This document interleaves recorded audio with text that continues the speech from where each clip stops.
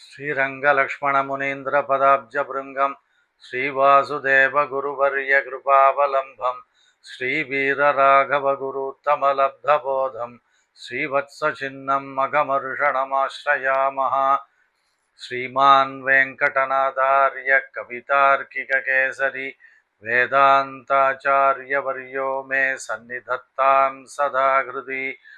प्रणामं लक्ष्मणमुनिः प्रतिगृह्णातु मामकं प्रसादयति यत्सूक्तिः स्वाधीनपतिकां श्रुतिम्. சுவாமி பகவத் ராமானுஜருடைய வார்ஷிக உற்சவம் ஜெயந்தி விசேஷமாக கொண்டாடப்பட்டு வருகின்றது. அதில் இன்றைய தினம்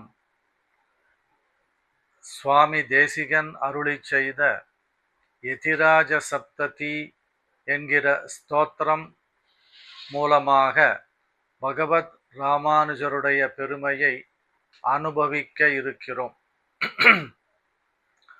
பகவத் ராமானுஜருடைய அவதாரம் ஸ்ரீபெரும்புதூரில் கேசவ சோமயாஜி என்ற மகானுக்கு குமாரராக அவதாரம். சகாலத்தில் உபநயனாதிகள் பண்ணின பிறகு சாமானிய சாஸ்திரங்கள் வாசிப்பதற்காக திருப்புக்குழி என்கிற திவ்ய தேசத்தில் இருக்கின்ற யாதவ பிரகாசர் என்றவரிடம் சென்றார்.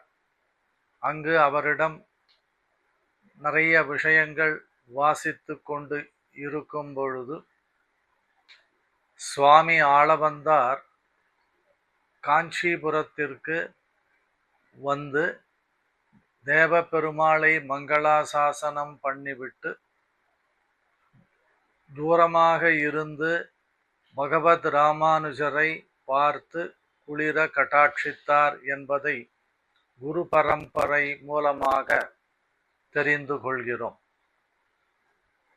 நேரடியாக பேசாமல் அவரிடத்தில் தேவாதிராஜனிடத்தில் இவர் சம்பிரதாயத்திற்கு தொண்டு புரிவதற்காக அவசியம் வரவேண்டும் என்று வேண்டிக் கொண்டார். இது முடிந்தவுடன் தன்னுடைய இருப்பிடத்திற்கு திரும்பிவிட்டார்.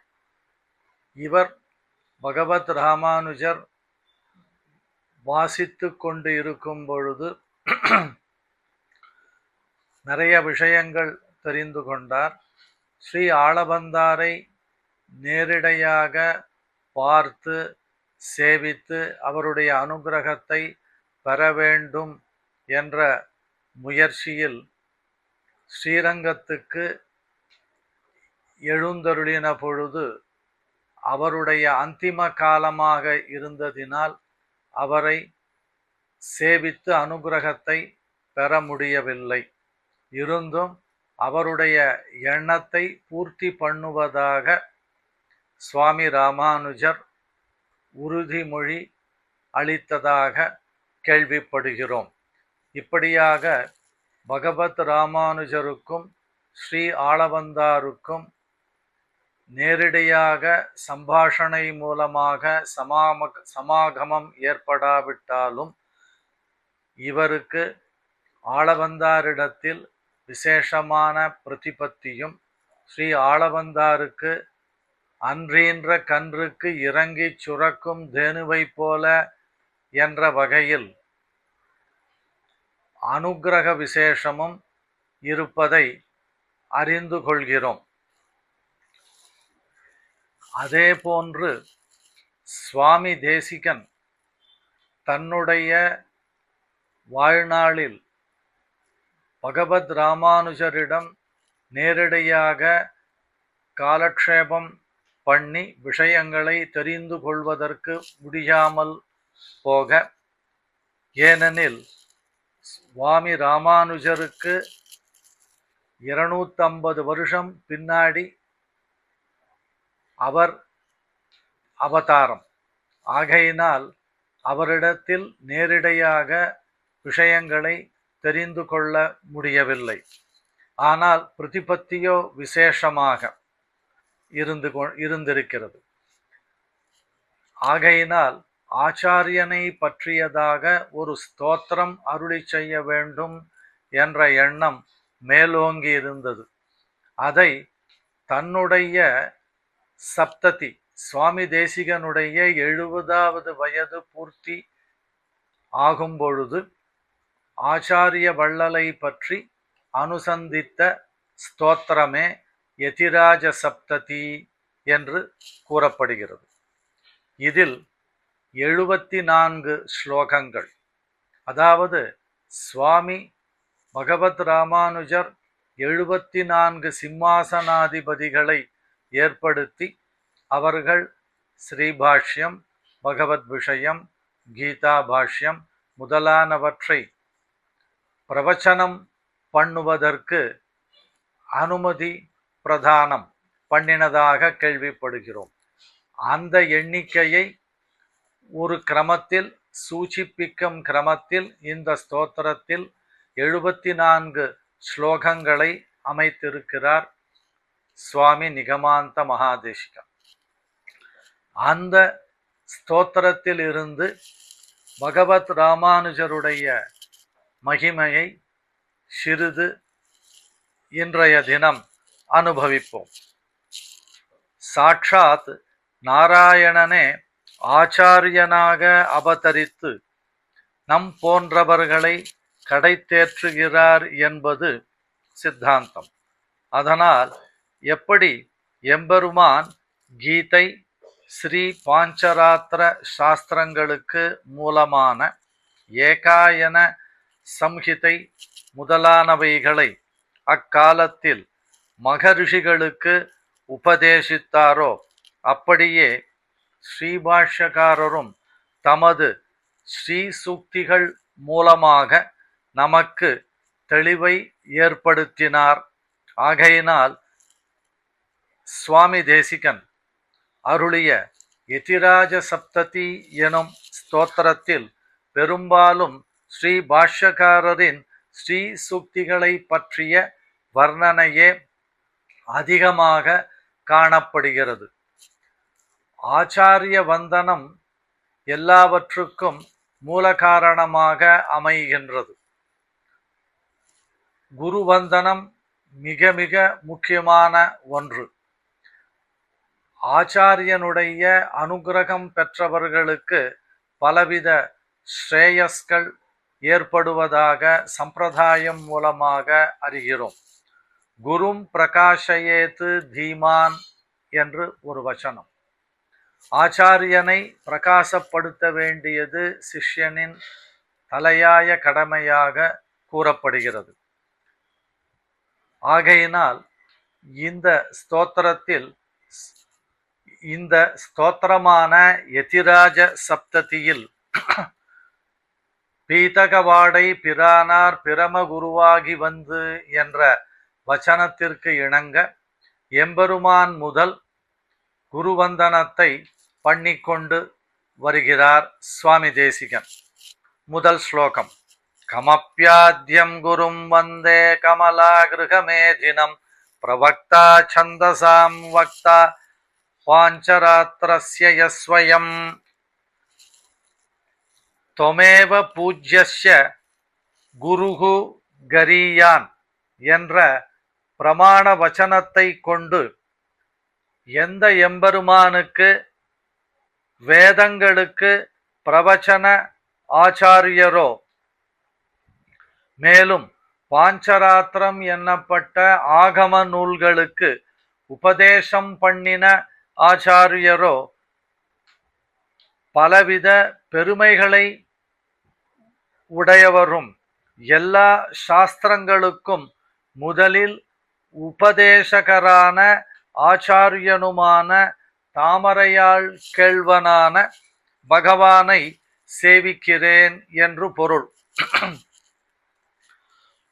நெறியெல்லாம் எடுத்துரைத்த நிறைஞானத்து ஒரு மூர்த்தி என்று ஆழ்வாருடைய அனுபவம்.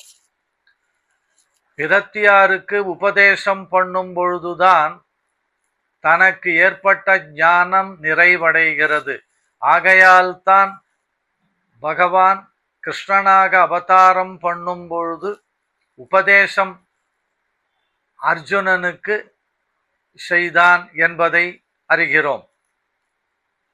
உபதேசம் பண்ணும் பொழுதுதான் தனக்கு ஆச்சாரியனிடத்திலிருந்து ஏற்பட்ட ஞானம் பூர்த்தியாகின்றது என்று சொல்வார்கள்.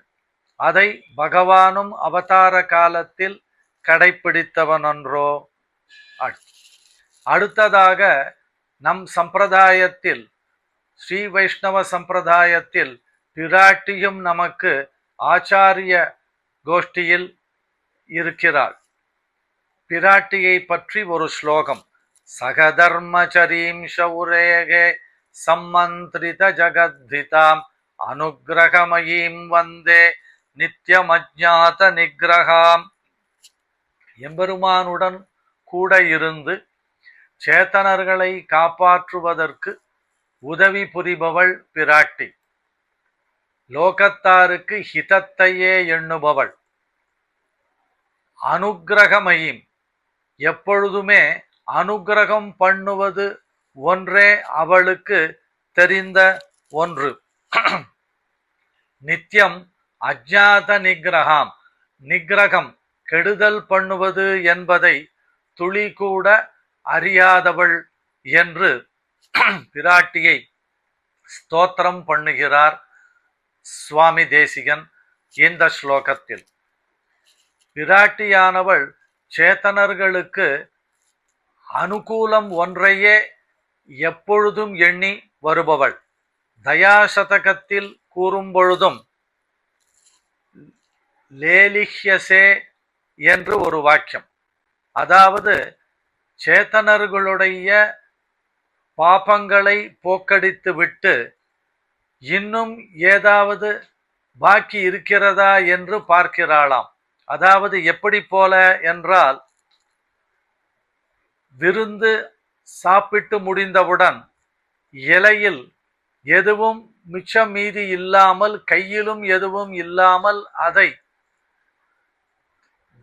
வாய் நாக்கை விட்டு நக்கி எப்படி பார்ப்பார்களோ அதே கிரமத்தில் பாபங்கள், சேத்தனர்கள் செய்திருந்த பாபங்கள் அத்தனையும் போக்கடிப்பதற்கு என்னென்ன வழிகள் உண்டோ அத்தனையும் செய்து காண்பிப்பவளாக பிராட்டியார் இருக்கிறார்.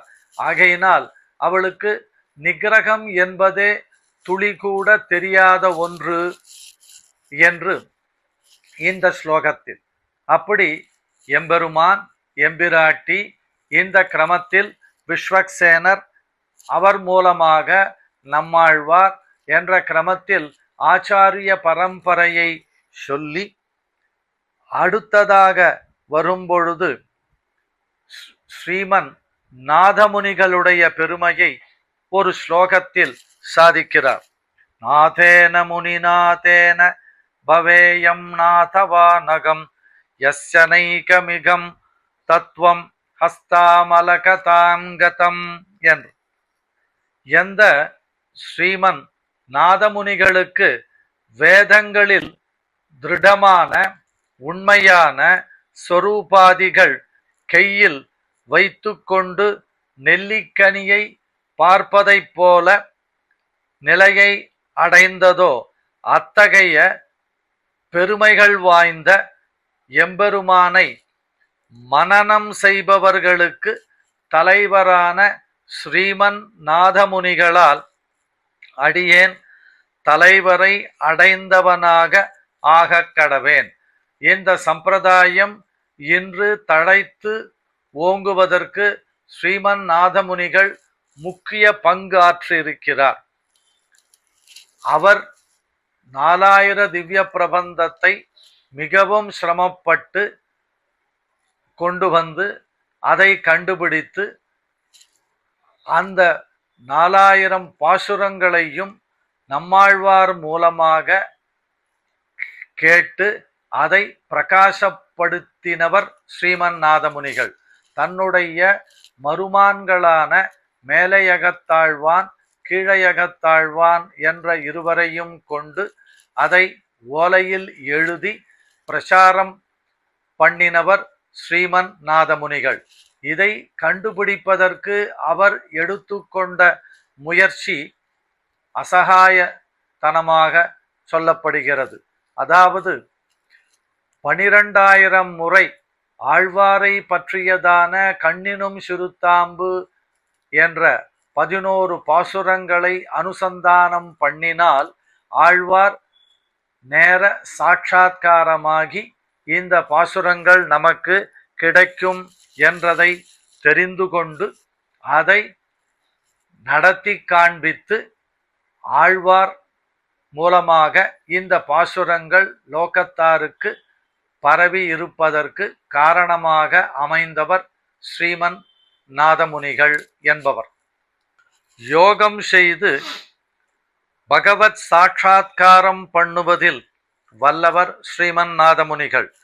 எம்பெருமானை அடைய சரணாகதியை அனுஷ்டித்தவர். ஸ்ரீமன் நாதமுனிகள் அருளிய கிரந்தங்கள் 2. ஒன்று நியாய தத்துவம், மற்றொன்று யோக ரகசியம்.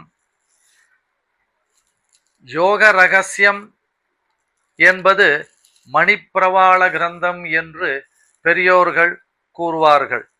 இதில் சம்ஸ்கிருதத்தில் கர்ம ஞான பக்தி யோகங்கள் இவைகளை பற்றி விரிவாக வேதாந்தானுகுணமாக விளக்கிவிட்டு பின்பகுதியில் சரணாகதியை பற்றி விளக்கியதாக கூறுவர்.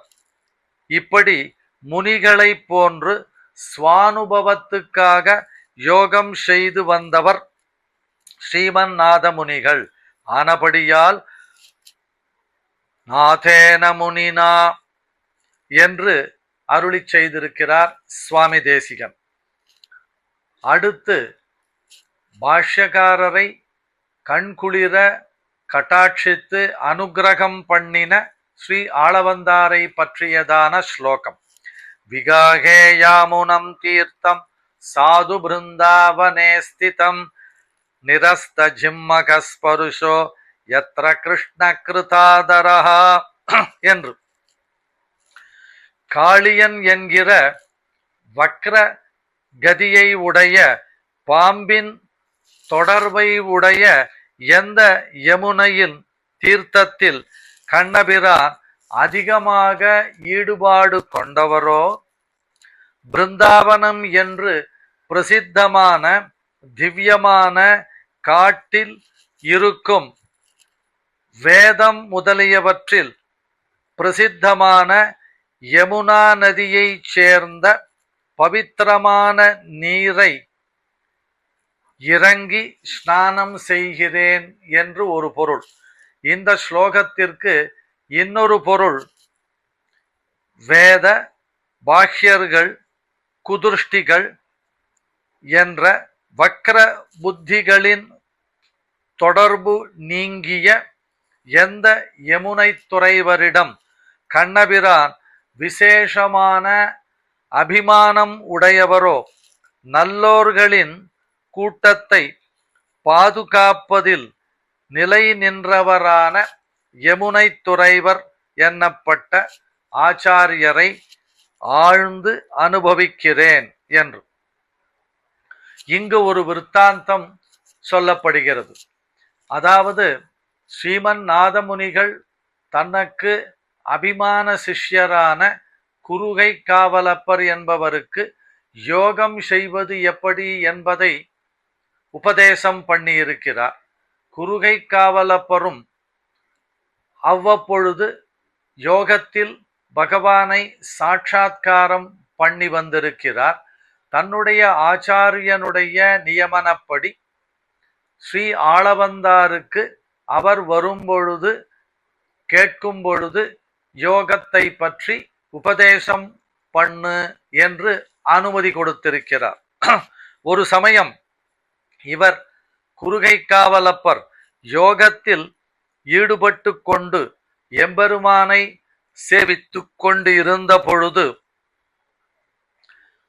திடீரென்று பகவான் சேவை தடைபட உடனே இவர் இங்கு சொட்டை குலத்தார் யாராவது உண்டோ என்று கேட்டாராம்.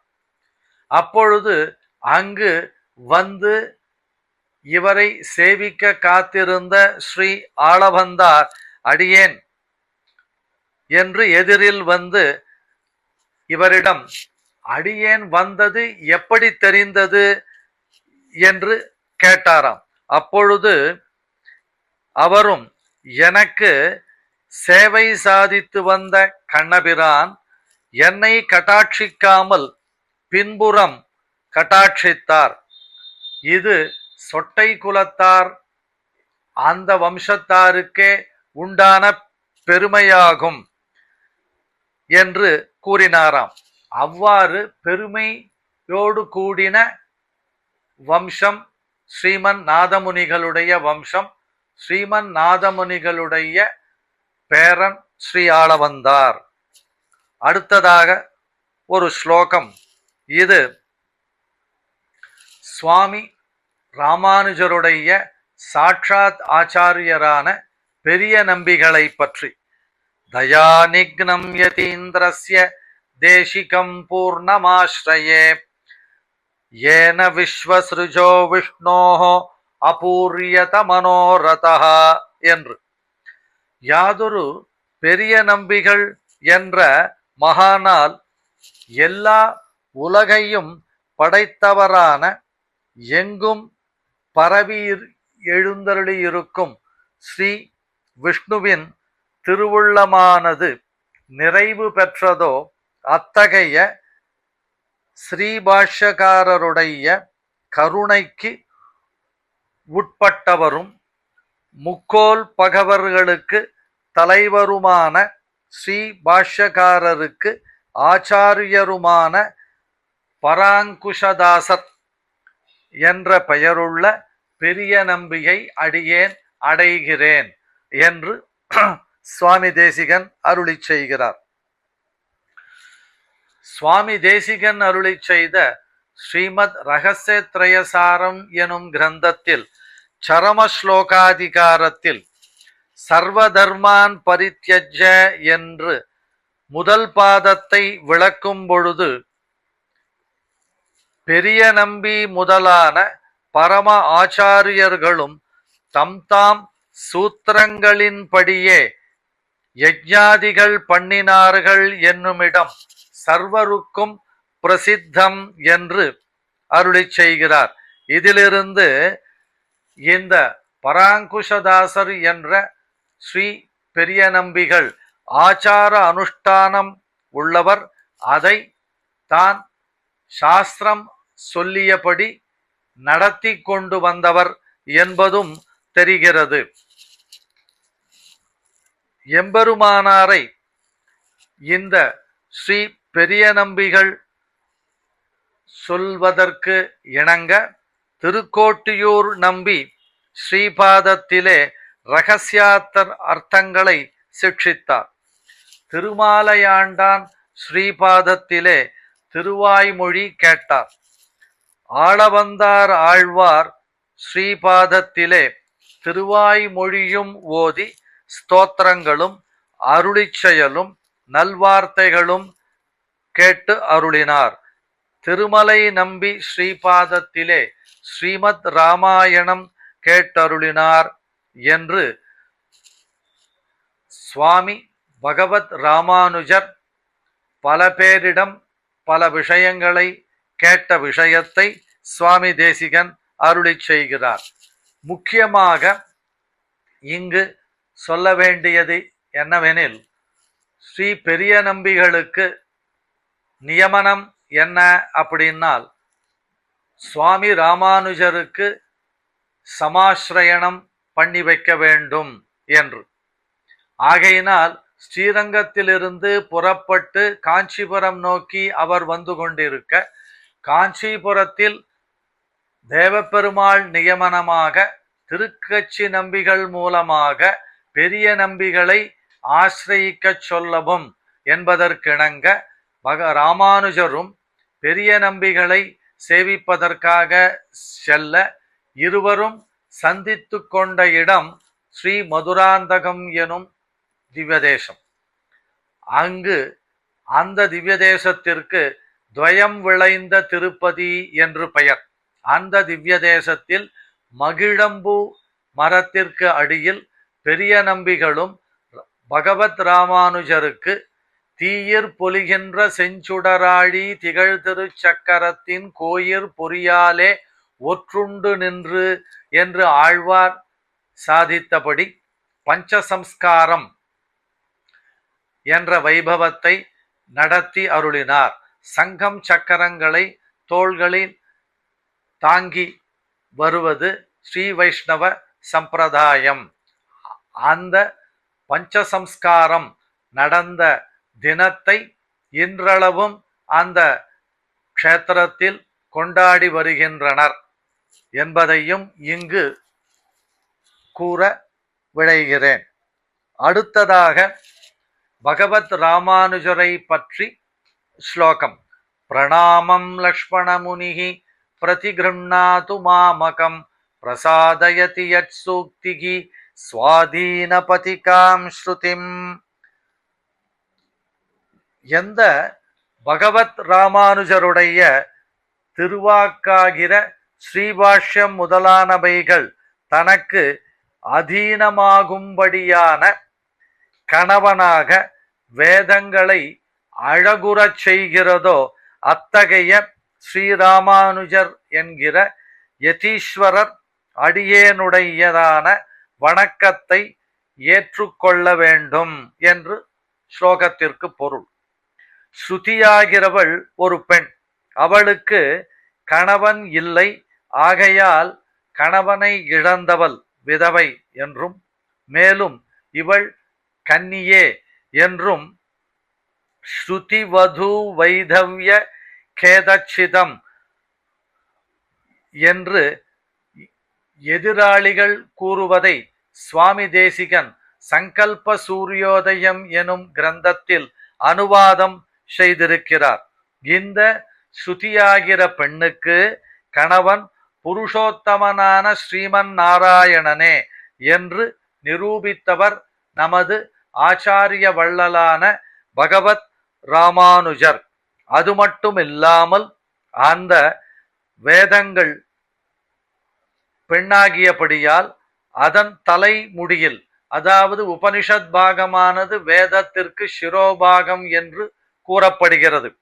அதில் உள்ள சிக்குகளை எடுத்து வாசனை தைலம் தடவி சீப்பு கொண்டு நன்றாக வாரி அழுக்கு நீக்கி 3 கால்கள் எடுத்து பின்னி புஷ்பம் சூட்டி அழகு பார்க்கிறார் ஸ்ரீ பாஷ்யக்காரர். கணவனும் இவளுக்கு அதீனமாகிறான் என்று ஸ்வாதீனபதிகா என்றபடி ஸ்லோகத்தில் அருளி செய்கிறார். இந்த ஸ்வாதீனபதிகா என்னப்பட்டவள் ஸ்ருதியானவள் ஸ்வாதீனபதிகை. அவளுக்கு வசப்பட்டு எம்பெருமானும் இருக்கிறான் என்பதை சூச்சிப்பிக்கிறது. இதற்கு காரணமாக அமைந்தவர் சுவாமி பகவத் ராமானுஜர் என்பவர். அடுத்து பகவத் ராமானுஜருடைய திருமேனியை அனுபவிக்கும் அழகை ரசிப்போம். உபவீதினம் ஊர்த்வ புண்ட்ரவந்தம் த்ரிஜகத் புண்ணியபலம் த்ரிதண்டகஸ்தம் சரணாகத சார்த்தவாகமீடே சிகயா சேகரிணம் பதிம் யதீனாம். திருமார்பில் பூணுல் நீரு செவ்வே இடக்காணில் என்றபடி மேல் நோக்கி திருமண் காப்புகள் அதற்கு உண்டான இடங்களில் சாற்றிக்கொண்டு சேவையாகிறார் ராமானுஜர். 3 லோகத்தில் உள்ளவர்களின் புண்ணியத்தால் தோன்றியவர் ஸ்ரீராமானுஜர். முக்கோல் பகவர், திருதண்டத்தை தமது திருக்கையில் தாங்கியவர், அடைக்கலமாக புகுந்த கூட்டத்திரளை நிர்வகித்து வருபவர், சிரசில் திருக்குழல் கற்றை அலங்காரமாக உள்ளவர், சந்நியாசிகளுக்கு தலைவராயுமுள்ள ஸ்ரீபாஷ்யக்காரரை துதிக்கிறார் இந்த ஸ்லோகத்தில் சந்நியாசிகளுக்கு ஷிகா யஜ்ஞோபவீதம் அவசியம் வேண்டும் என்று சாஸ்திரம் சொல்லுகிறது. தஸ்மாத் யஜ்ஞோபவீத்யேவ அதீயீத யாஜயேத் யஜேதவா என்ற பிரமாண வச்சனப்படி பூணூல் அணிந்தவர். யஜ்ஞோபவீதம் என்ற சொல்லுக்கு யஜ்ஞஸ்ய உப சமீபே வீயதே இதி யஜ்ஞோபவீதம், யாகங்கள் பண்ணுவதற்கு கிட்ட நெருங்கும்படி நம்மளை செய்வது என்று கருத்து. பிரம்மசூத்திர பரித்யாகாத் பிரம்மச்சாரி கிருஹி வனி பரிவ்ராட்சாபி பததி தஸ்மாத் தன்ன பரித்யஜேத் என்று வச்சனம். பிரம்மசூத்திரம் என்று பூணூலுக்கு பெயர். இது இல்லாமல் பிரம்மச்சாரி, கிரகஸ்தன், வானப்பிரஸ்தன், சந்நியாசி யாரும் இருக்கக்கூடாது. இருந்தால் சாஸ்திரங்கள் சொன்ன விஷயத்திலிருந்து நழுவினவன் என்று பொருள். ஆகையினால் அதை விடாமல் என்றும் கை கொள்ள வேண்டும் என்று பொருள். ஊர்த்வபுண்டம் என்பது ஆதிசேஷன் உருவில் இருக்கிறதோ அந்த திருவண்காப்பு இல்லாமல் எந்த விதமான வைதீக கர்மாக்களை பண்ணினாலும் சாம்பலில் இட்ட ஆகுதியைப் போல் அது வீண் என்பதாக ஸ்நானம், தானம், ஜபோ ஹோமகா, ஸ்வாத்யாயகா, பித்ரு தர்ப்பணம் பஸ்மீபவதி தத் சர்வம் ஊர்த்வபுண்ட வினாகிருதம் என்ற வசனத்தால் ஆன்றோர்கள் தெரிவித்தனர். உத்தரத்யுபரி பக்த ஜனானு ஊர்த்வபுண்ட திலகம் என்று சுவாமி கூறத்தாழ்வான் வரதராஜ ஸ்தபத்தில் சாதிக்கிறார். மேல் நோக்கிய திருமண்காப்பாகிய திலகம் அடியார்களை மேலான கதியை அடைவிக்க தூக்கி விடுகிறது என்று பொருள். பகவத் அனுபவம் போலே விலக்ஷணமான இவ் அனுபவத்தை என்று சிஷ்ய கிருத்தியாதிகாரத்திலே சுவாமி தேசிகன் அருளியபடி பகவத் அனுபவத்துக்கும் மேலாக ஆச்சாரியனான பகவத் ராமானுஜரை அனுபவிக்கும் முறையை இந்த ஸ்லோகத்தில் காட்டினார். இதற்கு பாதுகா சகஸ்ரத்திலிருந்து ஒரு ஸ்லோகம் ஆச்சரியமாக பொருத்தமாக அமைகிறது. பரஸ்ய பும்சகா பதசன்னிவேஷாத் பிரயுஞ்சதே பாவித பஞ்சராத்ராஹ அகப்பிரதீபானபதிஷ்ய புண்ட்ரான் அங்கேஷு ரங்கேஷய பாதுகே துவாம் என்றார் சுவாமி தேசிகன் சன்னிவேஷ பத்ததியில் ஒரு ஸ்லோகத்தில். அதாவது பாஞ்சராத்திரம் வைகானசம் என்கிற ஆகம சாஸ்திரங்களின்படி பெருமாளை ஆராதிப்பவர்கள் பகவானுடைய திருவடி எப்படி இருக்கிறதோ அந்த வடிவில் நெற்றியில் மற்றும் 12 இடங்களில் திருமண்காப்பை ஸ்ரீசூர்ணத்துடன் தரிக்க வேண்டும். பாபங்களை இது போக்குகின்றது என்பது ஒரு வியாஜமே. உண்மையில் இந்த ஆகரம் உருவமானது பாதுகை எப்படி சேவையாகிறதோ அப்படி சேவையாகிறது. ஆகையினால் பாதுகையே நீதான் இவ்வாறு தரிக்கப்படுகிறாய். ஆகையினால் உன் உருவமே பாபம் போக்குவதாக அமைகின்றது என்று ஆச்சரியமான ஒரு விஷயத்தை அருளி செய்கிறார் இந்த பத்ததியில். பகவத் ராமானுஜரின் திருமேனி சௌந்தரியத்தை ஆச்சரியமாக அனுபவித்தார். செங்கல் பொடிக்கூரை வெண்பல் தபத்தவர் என்று நாச்சியார் திருப்பாவையில் அருளி செய்த கிரமத்தில் காவி உடை, திருமண்காப்பு, தபஸ்வி, அப்படிப்பட்ட நிலையில் ராமானுஜர் எழுந்தருளியிருக்கிறார்.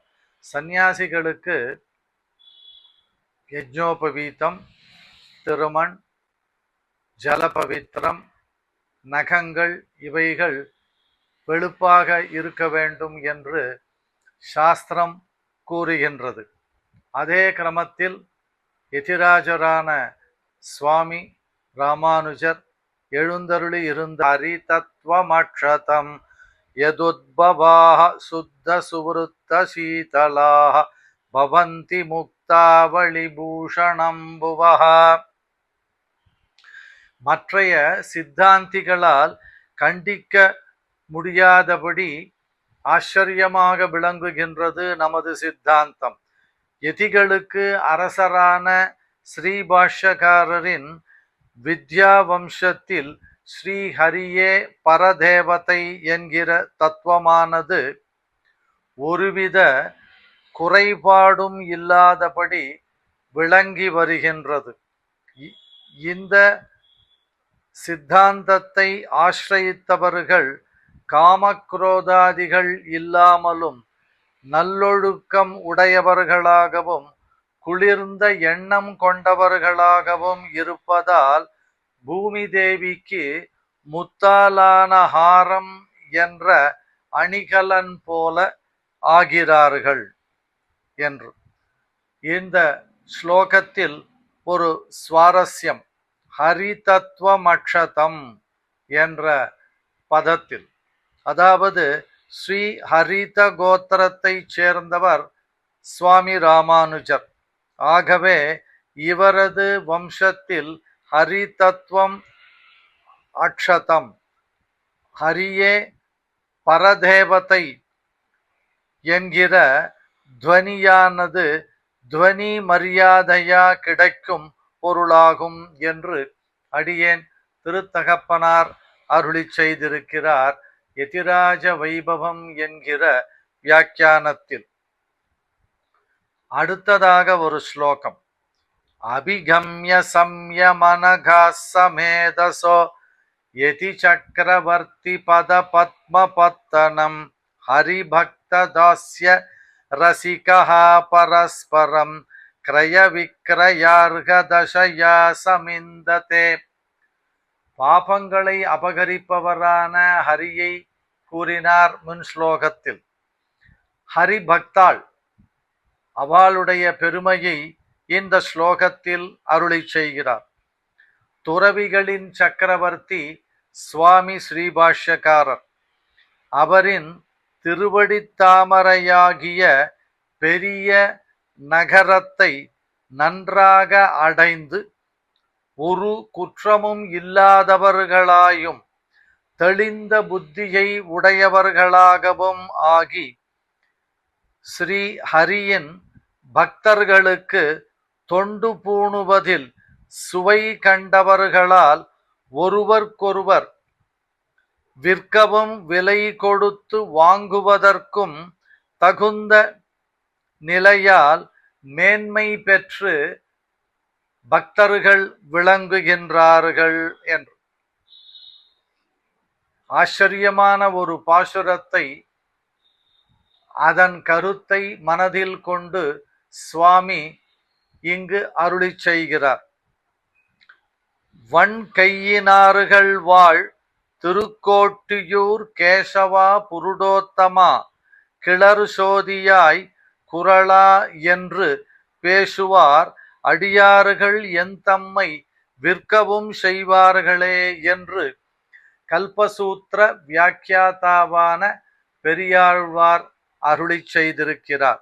அதன் மொழிபெயர்ப்பாகவே இங்கு ஹரிபக்ததாஸ்ய ரசிகா பரஸ்பரம் கிரய விக்ரயார்க தசயா சமிந்ததே என்று கூறுகிறார். ஈஸ்வரன் பாகவத ஷரீரனாக கொண்டும் ஆராத்யனாம்.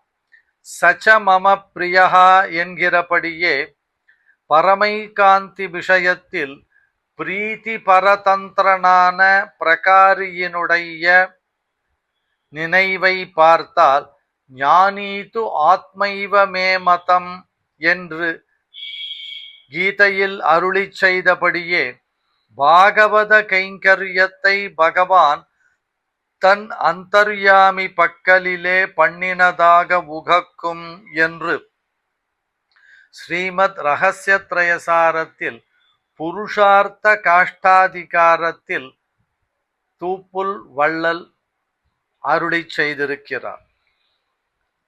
இவ்விஷயத்தை நாம் ஜட்டாயு மோட்ச பிரகரணத்தில் காணலாம்.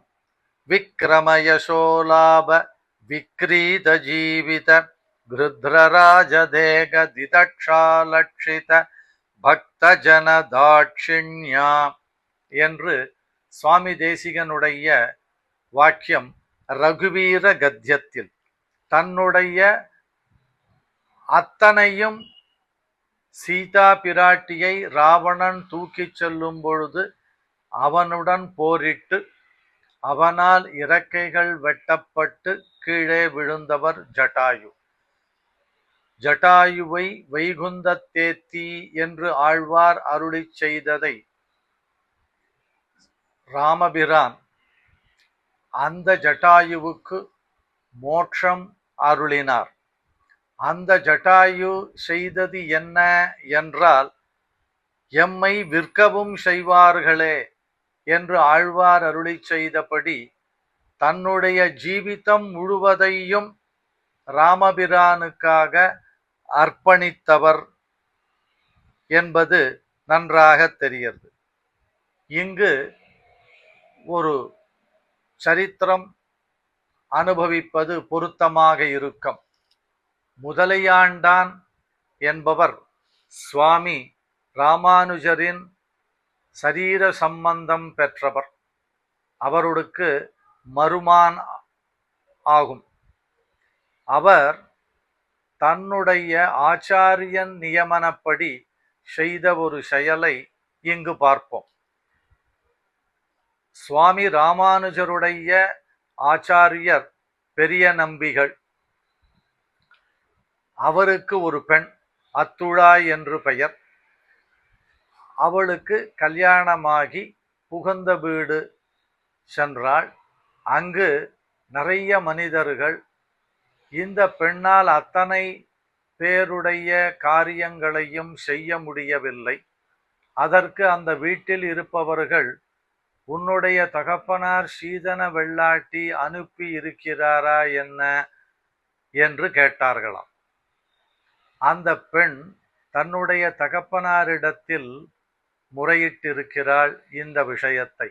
இதை கேள்வியுற்று பகவத் ராமானுஜர் தன்னுடைய மருமானும் சிஷ்யனுமான முதலியாண்டானை, நீ சென்று அந்த கிரகத்தில் அவர்களுக்கு தேவையான வேலைகளை செய்யவும் என்று ஆணையிட்டு அருளினார். முதலியாண்டானும் அவர்கள் அகத்திற்கு சென்று தளிகை பண்ணுவது, பாத்திரம் தேய்ப்பது, துணிகள் துவைப்பது போன்ற செயல்களை செய்து வந்தார். பல நாட்கள் இத்தகைய செயல் தொடர்ந்தது. அதன் பிறகு ஒரு நாள் அந்த வீட்டின் எஜமானர் இவரை பார்த்துவிட்டு, பரம பாகவதோத்தமரான இவர் இங்கு வருவதன் காரணம் என்ன என்று கேட்க, அவர் நம் அகத்தில் சில வேலைகளை செய்துவிட்டு போவதற்காக வந்திருக்கிறார் என்று அங்குள்ள பெண்மணிகள் கூற, அவர் இது அபச்சாரமாகி விடுமே என்ற கிரமத்தில் அவர் முதலியாண்டானிடம் விசாரிக்க, முதலியாண்டானும் இது ஆச்சாரியன் நியமனம், ஆச்சாரியன் இதை உகந்து செய்ய சொல்லியிருக்கிறார், ஆகையால் நான் செய்து வருகிறேன் என்று கூறிவிட்டாராம். அதன் பிறகு இவருடைய பெருமையை தன் வீட்டு பெண்மணிகளுக்கு புரிய வைத்து அந்த எஜமானர் அபராத க்ஷாபனம் பண்ணி கொண்டிருக்கிறார் சுவாமி ராமானுஜரிடத்தில். இந்த விற்த்தாந்தம் இங்கு பொருத்தமாக இருக்கிறது.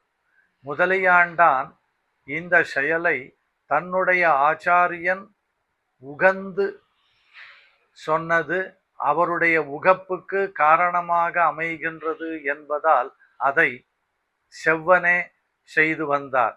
இதுவல்லவோ ஆச்சாரியனுக்கு இருக்கக்கூடிய மகிமை.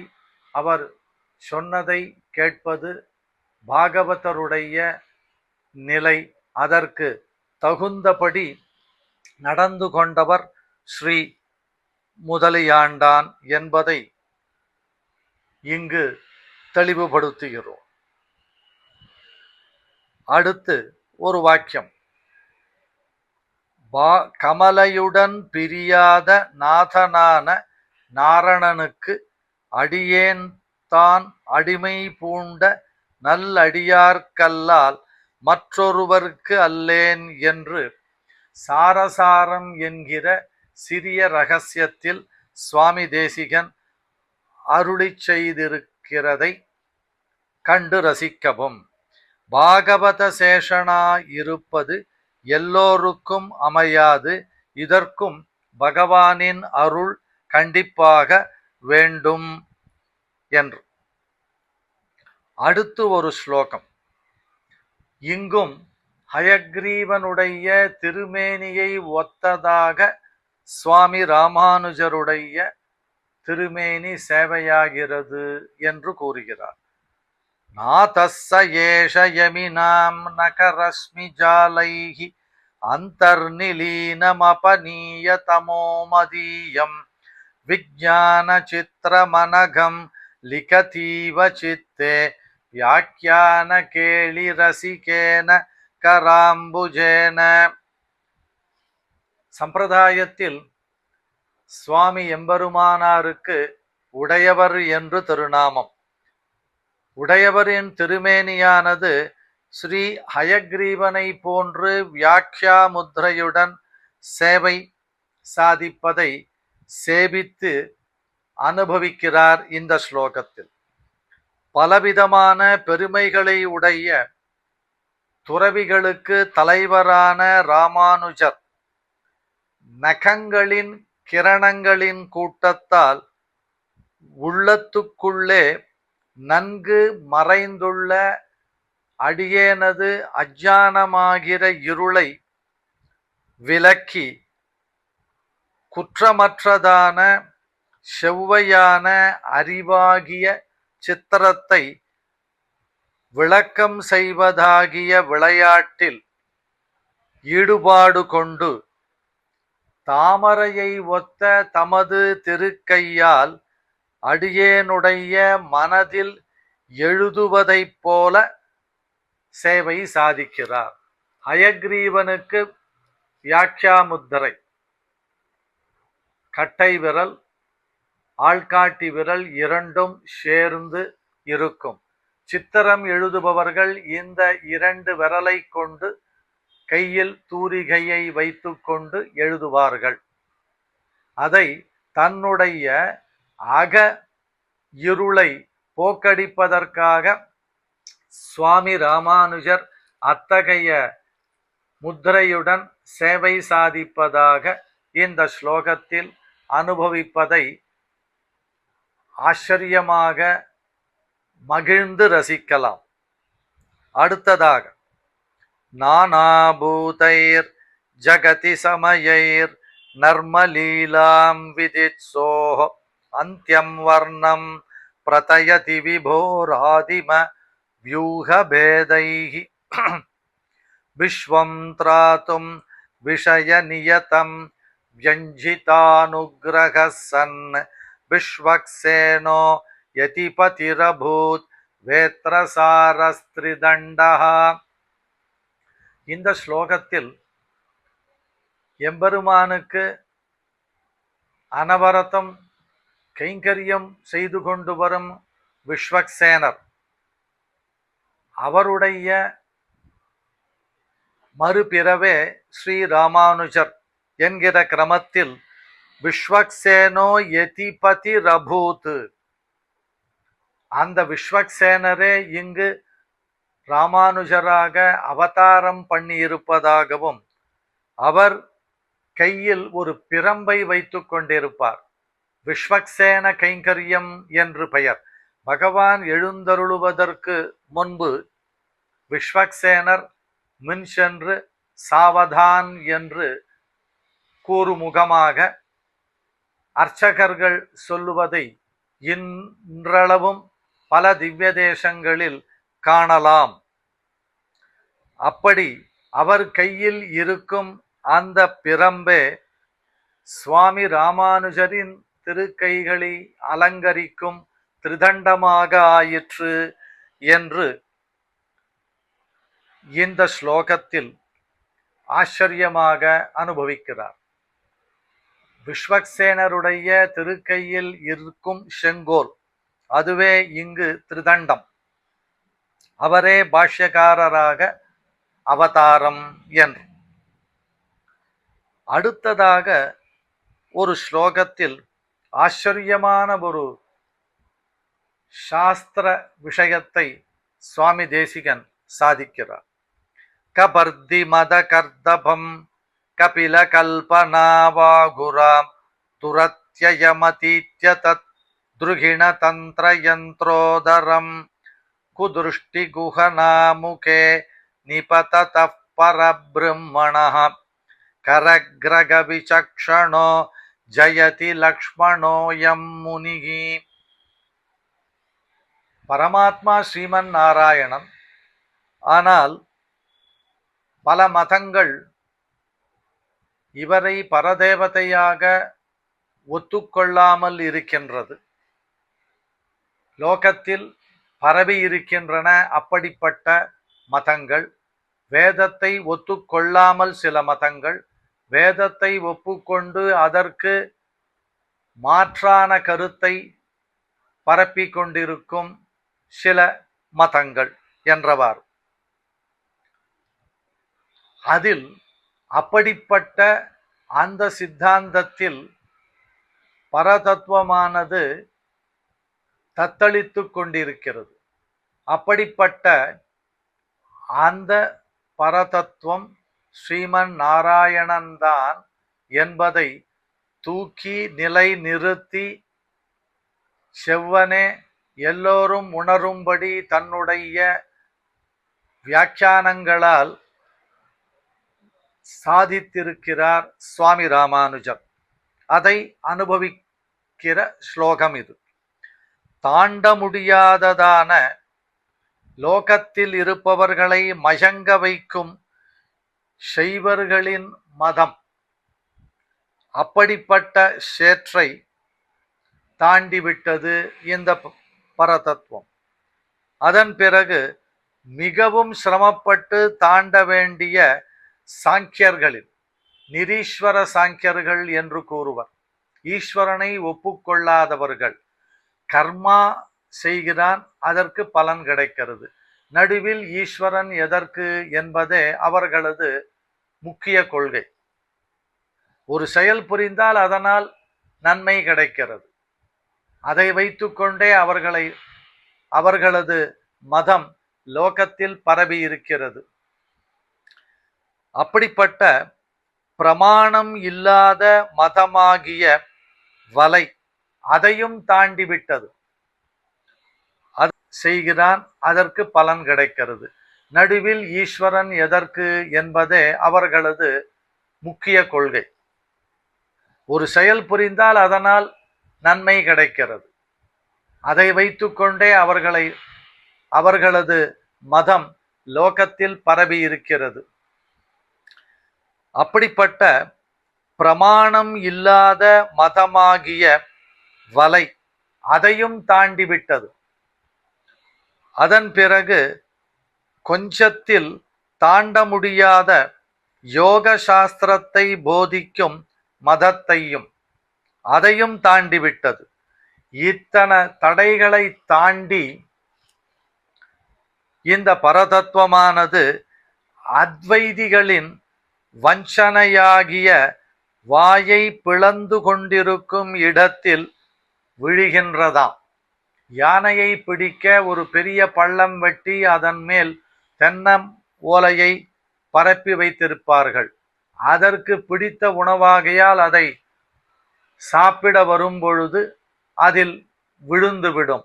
அந்த மாதிரி இந்த மாய வலையில் வஞ்சனையாக பின்னிய பள்ளத்தில் விழுந்து விடுகிறது அந்த பரம்பொருள். அப்படிப்பட்ட அந்த எம்பெருமானின் திருக்கையை பிடித்து கரக்ரக விசக்ஷணோ தூக்கி ரட்சிப்பதில் தகுந்த நிலையில் இருப்பவராக சுவாமி ஸ்ரீராமானுஜர் விளங்கி வருகிறார் என்று ஸ்லோகத்தின் கருத்து. இங்கு ஒரு விஷயத்தை,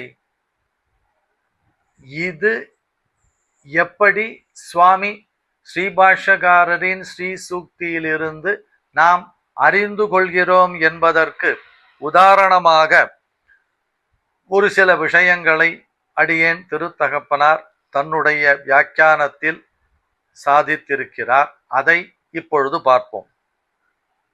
வேதத்தில் ஒரு வாக்கியம் பிரம்ம வேத பிரம்மைவ பவதி என்று. இதற்கு அத்வைதிகள் பரமாத்மாவை அறிந்தவன் பரமாத்மாவாகவே ஆகிவிடுகிறான் என்றனர். இப்படி கூறுவது பொருந்துமா என்று யோசிக்கவில்லை. பல நூறு வாக்கியங்கள் ஜீவனையும் பிரம்மத்தையும் வெவ்வேறு தத்துவங்களாக கூறுகின்றன. போக்தா போக்யம் பிரேரிதாரம் ச மத்வா என்று ஸ்வேதாஸ்வதர உபனிஷத் வாக்கியம். போக்தா என்றால் ஜீவாத்மா, போக்யம் என்றால் போகப் பொருளான அச்சேதன வஸ்துக்கள், பிரேரிதாரம் ச பிரேரிதாரம் இவைகள் இரண்டு வகைகளையும் வழிநடத்துபவன் எம்பெருமான் என்று அறிந்து கொள். அப்போ தத்துவத்ரயம் சேத்தனம் அச்சேதனம் பரமாத்மா மூன்று என்று நன்றாக தெரிகிறது. உதாரணத்துக்கு ஒரு வாக்கியம், இது மாதிரி பல நூறு வாக்கியங்கள். அப்படி இருக்கும் பொழுது இவ்வாறு எப்படி கூற முடியும்? இதற்கு சரியான பொருளாக சுவாமி ஸ்ரீபாஷ்யகாரர் அருளி செய்வது என்னவென்றால், பிரம்ம பிரம்மத்தை, வேத அறிந்தவன், பிரம்ம ஏவ பிரம்மத்தை போன்று பவதி ஆகிறான் என்று பொருள் கொள்வதே பரமம் சாமியம் உபைதி போகமாத்திர சாமியலிங்காச்ச முதலான ஸ்ருதி வாக்கியங்களுக்கும் சூத்திர வாக்கியத்திற்கும் ஏற்றதாகும். ஏவ என்ற சொல் ஒரு அவ்யயம். அது தன்னுடைய நிலையை மாற்றாமல் எந்த பதத்துடனும் சேரும். அதற்கு அவ்யயம் என்று பெயர். இவ என்பதும் ஒரு அவ்யயம். இங்கு ஏவ என்பது இவ என்ற அவ்யயத்தின் பொருளான போன்று என்ற பொருளில் வருகின்றது. வைஷ்ணவம் வாமனம் ஆலபேத விஷ்ணுரேவ பூத்வா இமான் லோகான் அபிஜயதி என்றுள்ள வாக்கியத்தை எடுத்து விசாரித்து மீமாம்சகர்கள் இவ என்றதன் பொருளையே கொண்டனர். விஷ்ணு தேவதாகமான வேள்வியை செய்தவன் எங்கும் எப்பொழுதும் எதிலும் வெற்றியை அடைவான் ஸ்ரீ விஷ்ணுவை போல என்று இந்த வாக்கியத்திற்கு பொருள். யாகம் செய்பவன் யாகத்தால் ஆராதிக்கப்படும் தேவதையாகவே ஆவதாக எங்கும் வேதம் காட்டவில்லை. இவவது வா ஏவ ததா என்ற யாஸ்கர் நிருக்தப்படி இங்கு இவ என்ற சொல்லின் பொருளையே ஏவ என்பதற்கு கொள்ள வேண்டும். இதற்கு உதாரணமாக அடியேன் திருத்தகப்பனார் வியாக்கரண சாஸ்திரத்தில் மகா பிரௌட கிரந்தமான பதஞ்சலி மகரிஷி அருளிய மகாபாஷ்யத்திலிருந்து ஒரு உதாரண வாக்கியத்தை எடுத்து காண்பிக்கிறார். தானேவ ஷாலீனு புஞ்சாமகே யான் காஷ்மீரேஷு தானேவ ஷாட்டகான் பரிதத்மஹா யான் பாட்டலிபுத்ரே என்று மகாபாஷ்யத்தில் பதஞ்சலி முனிவருடைய வாக்கியம். அவரும் அங்கு ஏவ சப்தத்திற்கு இவ என்ற பொருளையே கூறினார். அந்த வாக்கியத்திற்கான பொருள், என்றோ ஒரு நாள் காஷ்மீரத்தில் சாப்பிட்ட சம்பா அரிசியிலான சாதம் இப்போது இருக்குமா? என்றோ பாட்டலிபுத்திரம் என்ற ஊரில் உடுத்திக் கொண்ட வஸ்திரம் இந்நாள் வரையிலும் இருக்குமா? தத் சமானமான பொருளை ஏவகாரம் கொண்டு விளக்குவது உலகினரின் மரபு. இதே நியாயமே இங்கு பிரம்மவேத பிரம்மைவ பவதி என்ற போதும் கொண்டு பிரம்மத்தை அறிந்தவன் பிரம்மத்தை போன்று ஆகிறான் என்று பொருள் கொள்வதே சரியாகும் என்று சாதித்திருக்கிறார். அடுத்து ஒரு ஸ்லோகம்.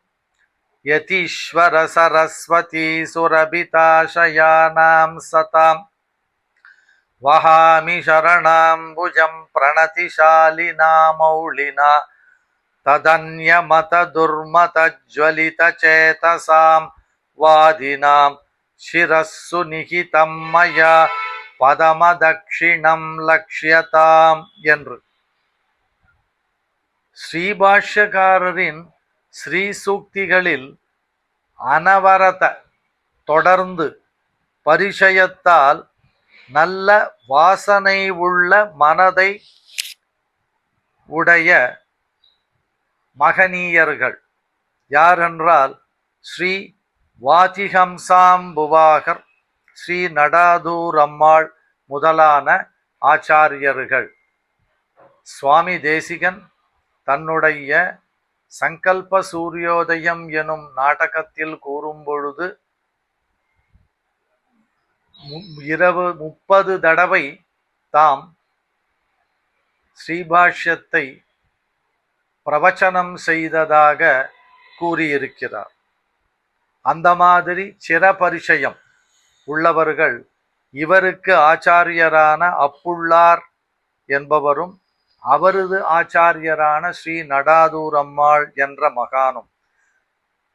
அப்படிப்பட்ட ஆச்சாரியர்களின் திருவடி தாமரைகளை அடியேன் எனது தலையால் வணங்குகிறேன், தாங்குகிறேன்.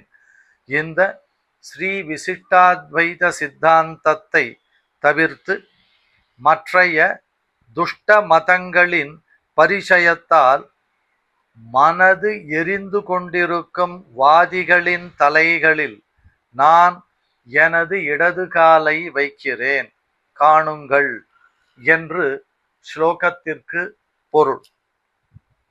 இதில் ஒரு விஷயம் வியாக்கியானத்தில் சாதித்திருக்கிறார் அடியேன் திருத்தகப்பனார். தர்மபுத்திரர் அனுஷ்டித்த ராஜசூய யாகம். அந்த யாகத்தில் யாகம் பூர்த்தியாகும் பொழுது அக்ரதாம்பூலம் முதலில் மரியாதை யாருக்கு செய்ய வேண்டும் என்பதை யோசித்து கொண்டிருக்கும் பொழுது பகவான் கண்ணன் இருக்க வேறு யாருக்கு முதல் மரியாதை தகும் என்று சகதேவன் கூறுகிறார். அதற்கு பலவிதமான எதிர்ப்புகள் துரியோதனன் முதலானவர்களிடம் வருகிறது. அப்பொழுது சகதேவன் கூறுமுகமாக ஒரு ஸ்லோகம் மகாபாரதத்தில், மானினாம் பலினாம் மத்தியே தேனவை தரிசித்தே பதே ததோ அபதத் புஷ்பவிருஷ்டிகி சகதேவஸ்ய மூர்தனி அதிருஷ்ய ரூபா வாசஹ சாப்யப்ருவன் சாது சாத்விதி என்று. இதற்கு பொருள், ரோஷமுள்ளவர்களும் பலசாலிகளுமான பலர் நிறைந்த அந்த சபையில் சகதேவன் தன் காலை காட்டிய பொழுது பகவானை தவிர வேறு ஒருவருக்கும் முதல் மரியாதை கிடையாது. இதற்கு மறுப்பு யார் தெரிவிக்க முடியும் என்று அவர்களை நோக்கி தனது காலை காட்டிய பொழுது அவன் தலையில் தேவர் உலகத்தில் இருந்து அபதத்து புஷ்பவிருஷ்டிகி பூமழை பொழிந்ததாம். மேலும் அஷரீரியாக நீ கூறியது சாது சாது என்ற வார்த்தைகளும் கேட்டன என்று. எதிர்த்து யாராவது வந்தால் அவர்களை அடக்க அடியேன் ஒருவனே போரும் என்ற கருத்தில் அகமேகோபி பர்யாப்தகா என்றார் சகதேவர். அத்தகைய நிலையை சுவாமி தேசிகன் நமது விசிஷ்டாத்வைத சித்தாந்தத்திற்கு எதிரான மதங்களை பரப்புபவர் அவர்களை பற்றி சொல்லும் பொழுது இவ்விஷயத்தை நினைவு கூர்ந்து இந்த ஸ்லோகத்தில் கூறுகிறார். சிரஸ்ஸு நிகிதம் மயா பதமதட்சிணம் லக்ஷ்யதாம் என்று. அடுத்து பிரதிஷ்டா தர்க்காணாம் பிரதிபதமிருச்சாம் தாமயஜுஷாம் பரிஷ்காரஸ்ஸாம்னாம் பரிபணமதர்வாங்கிரசயோः பிரதீபஸ்தத்வானாம் பிரதிகிருதிரசௌ தாபசகிராம் பிரசத்திம் சம்வித்தேஹ பிரதிஷதி யதீஷானபணிதிஹி என்று. இதில் வேதங்களை ஒரு பிரகாரம் சமன்வயப்படுத்தி கூறுகிறார்.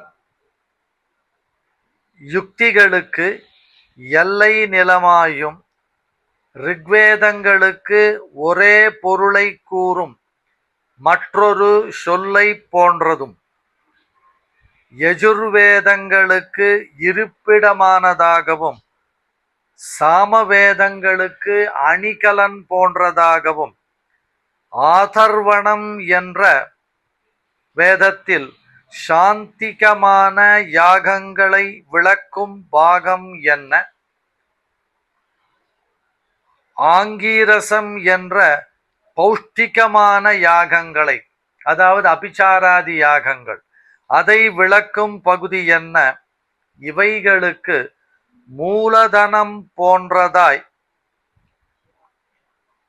அதுவாகவும் 26 வகை தத்துவங்களுக்கும் திருவிளக்கு போல் பிரகாசப்படுத்துவதாகவும் போதாயனர் முதலான முனிவர்களின் திருவாக்குகளுக்கு பிரதிபிம்பம் போல உள்ளதுமான இந்த யதிராஜரின் திவ்ய சூக்தியானது நல்ல ஞானத்துக்கு தெளிவை கொடுக்கிறது என்கிறார். 4 வேதங்களின் சாரமாகவும் 26 தத்துவங்களின் உண்மை நிலையையும் 24 அச்சேதன தத்துவம், 25வது சேத்தன தத்துவமான ஜீவன், 26 பரமாத்மா, இதை உறுதிப்படுத்துகிறது. காஞ்சிபுரத்தில் அஸ்திகிரி மலையில் 24 படிகள், அதை தாண்டி ஜீவாத்மா ஏறி சென்றால் பரமாத்மாவான 26 தத்துவமாக சொல்லப்படும் பரமாத்மா ஸ்ரீ தேவாதிராஜனை சேவிக்கலாம் என்று. அத்தகைய தெளிவை கொடுக்கின்றதாம் சுவாமி ஸ்ரீபாஷ்யக்காரரின் ஸ்ரீசூக்தியானது. இது யாருக்கு தெரியும் என்றால், சுவாமி ஸ்ரீபாஷ்யக்காரரின் ஸ்ரீசூக்தியை குருமுகமாக அதிகரித்து அதை பல தடவை சேவித்து பரிச்சயம் பண்ணினவர்களுக்கு தெளிந்த ஞானம் ஏற்படும். அதற்கு உதாரணம் கொடுக்கும் பொழுது மனுஸ்மிருதியிலிருந்து ஒரு வசனத்தை எடுக்கிறார். அதாவது, தேத்தாங்கொட்டையை எண்ணினாலோ வாயால் சொன்னாலோ நீர் தெளியாது, அதை இழைத்து நீரில் கலந்தால்தான் ஜலமானது தெளியும். இதை பலம் கனகவிருக்ஷஸ்ய யத்யப்யாம்பு பிரசாதகம் ந நாம கிரகணோ நைவ தஸ்ய வாரி பிரசீததி என்றார் மனு. அதுபோல் ஸ்ரீசூக்தியை குருமுகமாக கிரகித்து பல தடவை சேவித்து அனுபவித்து அதன் பொருளை நாம் உணர வேண்டும். ஆகையினால்தான் சுவாமி தேசிகன் ஸ்ரீமத் ரகசிய திரயசாரத்தில் சாஸ்திரிய நியமனாதிகாரத்தில் சாதிக்கும் பொழுது, எம்பெருமானார் பரமபதிக்கும் பொழுது சிஷ்யர்களுக்கு அருளிச் செய்த நல்வார்த்தைகளை கூறுமிடத்தில், இங்கிருந்த நாள் பண்ணலாம் கைங்கரியம் 5 உண்டு.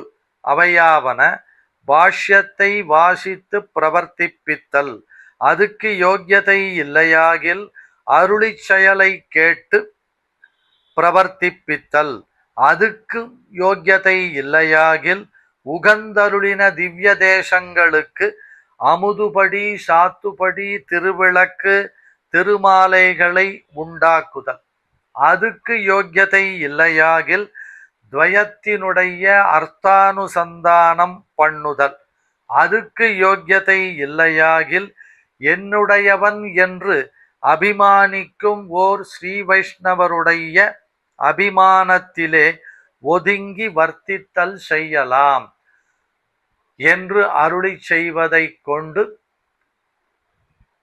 சுவாமி ராமானுஜரின் ஸ்ரீசூக்தி எவ்வளவு மகத்தானது என்பது நன்றாக விளங்குகின்றது. கடைசியாக ஒரு ஸ்லோகம். கரதலா மலகீகிருத சத்பதாஹ ஸ்ருதிவதம்சித சூன்ருத சூக்தயஹ திவசதாரகயந்தி சமத்சரான் யதி புரந்தர சப்ததி சாதராஹ. பகவத் ராமானுஜரை பற்றியதான 70 ஸ்லோகங்கள் கொண்டது இந்த துதிநூல். இதில் ஆதரவுடன் கூடிய மகனீயர்கள் உள்ளங்கை நெல்லிக்கனி போல நன்கு விளக்கும் நல்லோர்கள் சென்ற வழியில் செல்பவர்களாகவும், நல்லோர்களின் சூக்திகளை தங்கள் காதுகளுக்கு அணிகலன்களாய் உடையவர்களாகவும் இருப்பார்களாம். பொறாமையோடு இந்த பகவத் ராமானுஜரை பற்றியதான துதிநூலை அணுகுபவர்களை பகலில் ஒளியை இழந்த நட்சத்திரங்கள் போலாக்கி வரும் சாமர்த்தியத்தை உடையவர்கள் இத்தகைய மகனீயர்கள் என்று கூறி இந்த ஸ்துதியை பூர்த்தி செய்கிறார். முடிக்கும் முன் சுவாமி தேசிகன் பாதுகா சகஸ்ரத்தில் அருளிச் செய்த கடைசி ஸ்லோகத்தை சொல்லி இந்த யதிராஜரின் வைபவத்தை இந்த ராமானுஜ ஜெயந்தி உற்சவத்திற்கு அங்கமாக அவதார உற்சவமாக நடக்கும் உபன்யாச விசேஷத்தில் தெரிவித்துக் கொள்கிறேன். ஜயதி யதிராஜ சூக்திகி ஜயதி முகுந்தஸ்ய பாதுகாயுகளி ததுபயதனாஸ்திரிவேதீம் அவந்தியயந்தோ ஜயந்தி புவி சந்தஹா என்று கவிதார்க்கிக சிம்மாய கல்யாண குணசாலினே ஸ்ரீமதே வெங்கடேசாய வேதாந்த குரவே நமஹ. ஸ்ரீமதே நிகமாந்த மகாதேசிகாய நமஹ. பகவதே பாஷ்யகாராய நமஹ.